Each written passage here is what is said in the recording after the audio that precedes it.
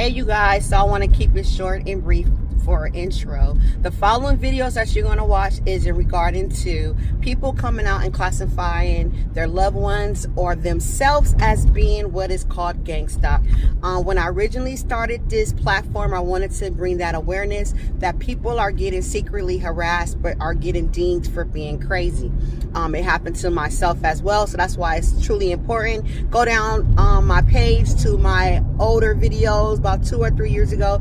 I give in details of why, but to keep it brief, it was just retaliation because I went up against a large entity and filed a lawsuit. It could have been also because, and this lawsuit was in regarding to my son. Anybody would go to bat for their kids because he was wrongfully harmed to the point he was hospitalized at school, police involved, all type of stuff. And so in order to stop us from moving forward, they started harassing us. And unfortunately, this type of system is done so covertly that it is operated under the eye of gaslighting you and gaslighting your family and friends to go against you without you even knowing. So watch the video, do more research. Unfortunately, when you do try to research gangstalking or anything like that, they give you some silly terminology that makes us look even more crazy. They try to say, oh, these people that think that something is happening. It really is happening.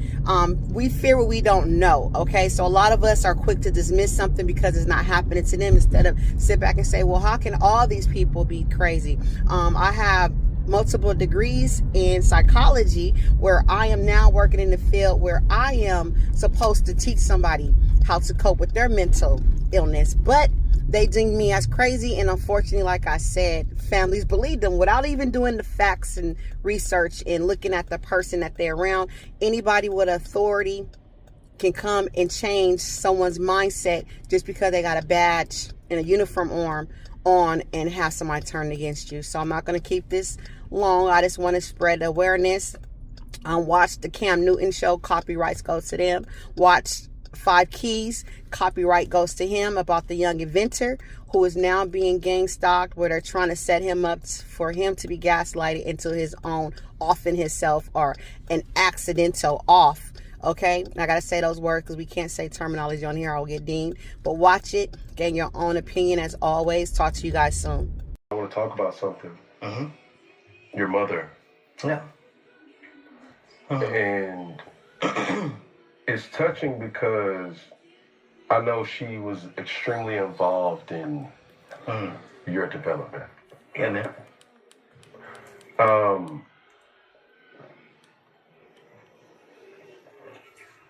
I want to be obedient to your feelings and Let's talk about it. For the people who may not know. Okay. What If I cry, pardon me, by the way, because I've never talked about it out like loud. So from what I know, yeah, murder. 2nd-degree murder. She's fighting a 2nd-degree murder case currently. And she's incarcerated right now. Lawyer fees later. She's at a mental Florida State Hospital currently. She's not in jail anymore. I would just say, again, this is allegedly. So first and foremost to Mrs. Collier, which is the deceased, who was a wife, and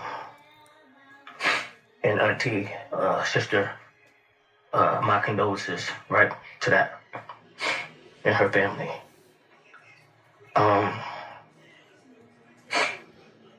Just give me a second. No, you got it. My mom, at some point just felt like she was being followed. Felt like her phones was hacked, televisions, like it just something that just started to happen. Her behavior, her mental, her psyche started to change about, I would say, 4 years ago. And I didn't understand it. You know what I'm saying? I didn't know what she was talking about. If you want to go down a rabbit hole of research, there's something called gangstalking, where it's just do your research or whatever on that term.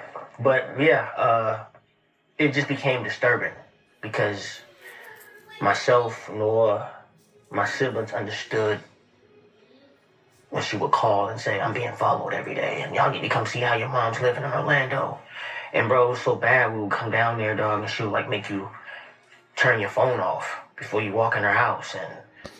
And in 2022, I remember talking to my therapist, and I said, yo, like the relationship with my mom just started to kind of decline because that's all she would talk about. It was never just like, how was your show, or how you doing? And it was just that, just paranoia. And I was very disturbed. And I was always afraid that she would get hurt or hurt someone. And January 17th, I want to say, 2023, I got the worst phone call of my life. My mom was in jail. She said she had sent some like warning shots off into the sky because somebody was outside her house, right? So I'm like, okay, so why are you in jail? And she didn't have a bond, so I was able to bond her out. And I was at a show in Arizona. By the time I had got back to Arizona, from Arizona to Atlanta, you know how you get to where you're about to land and your phone starts to back work and you can download photos? One of my siblings, I think it's my sister, sent me a mugshot of my mom. And it read, like, you know, Angela Baxter, arrested in Orlando, Florida. That's where I went to high school at for second-degree murder. And I just remember yelling, like, get me the F off this plane. And I just went straight into, like, lawyer mode and calling and I can't say much because I don't understand it. I just know she felt paranoid often for years. And allegedly, in like self-defense, shot into traffic one day and hit a young lady. And every publication in the whole wide world said national recording artist Sammie's mother. Blase, blase, blase. And it sent me to a dark place. It's the first time I've been suicidal. I didn't come outside, didn't eat, didn't drink nothing, throwing up. And it's something that I think I've now accepted that I will never understand why this is even a reality of mine. Talk to her every day. Talk to her today till I was coming to do your show and everything. You know what I mean? And it's a blessing to still hear her voice. I've seen it like twice since the ordeal. But it's something that it's a nightmare that I live in every day, brother. Every day. I hate to even evoke that emotion. Nah, it's fine. You know what I'm saying? Crying is healthy sometimes. I think as we talk about this, man, mental health Yeah. in our culture Yeah. is real. Mm-hmm. We've seen a situation with Marshawn Nealand Yeah. where some would say, hey, bro, you just scored your touchdown. Yeah. Like, you. Now, you disappeared from the internet for a minute. You understand me? You had the whole world worried about you. You understand me? What was going on and who was after you?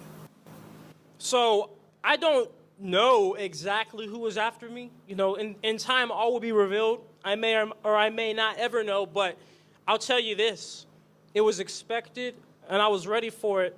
What happened, I had a few odd things happen throughout this entire year for me. What happened first in January, I was driving. I work out of Alabama, so I commute. It's about 4 hours to and from every time I want to work on the machine. Anyways, I was driving, and my car started shaking a ton.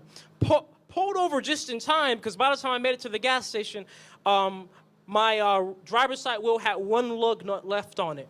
And then both of my tires had all the lug nuts loosened. That happened in January. Then in April, I was out working on my machine. I work in a very isolated location. At this time, it was never publicized online anywhere. Nobody knew. I was out there, and then a helicopter, black helicopter came out. It was about 10 o'clock at night, and it flew over me. I was like, okay, whatever. It was flying really low, though, almost at the tree line. Then it flew back around. I said, oh, okay, interesting. Then it did it again. And then it turned on a spotlight, shined it right at me, got it on video, right? And then so it circled me a total of 6 times in a very isolated area, so isolated that there's not even a hospital nearby unless you drive about 40 minutes, right? And then I went to go on a website to look, this flight radar. It tracks all helicopters, all planes. Helicopter wasn't even on there. It's illegal for a helicopter to do that unless it's CIA, military, government. Even police helicopters usually show up there. So that happened. And then come July, I had a very intense cyber attack that started. I started to get really weird signs. Like sometimes I would be texting my family members, and then they would get a text of what I sent them. Right? Or sometimes I'd be saying things out loud, and then people around me would get text of what I'm saying. And then, so then I made a video letting the world know. I'm like, I don't know what's going on, but something weird is going on, so just keep your eyes open, because I didn't know what degree or to what level, whatever this force was within my things. And then all of a sudden, the cyber attack, the real cyber attack started. I realized my phone was completely tapped. Phone calls, messages, phone logs, every social media, everything on my phone, iCloud, my whole iCloud, completely tapped. I figured out that somebody or some group, well, certainly a group of people, they had been in my phone since, as far as I know, at least January, just watching everything I did, every text message, every photo, every picture. I mean, could you guys imagine that? Just to know that there was literally no privacy, right? For 6 months, somebody was in there watching everything.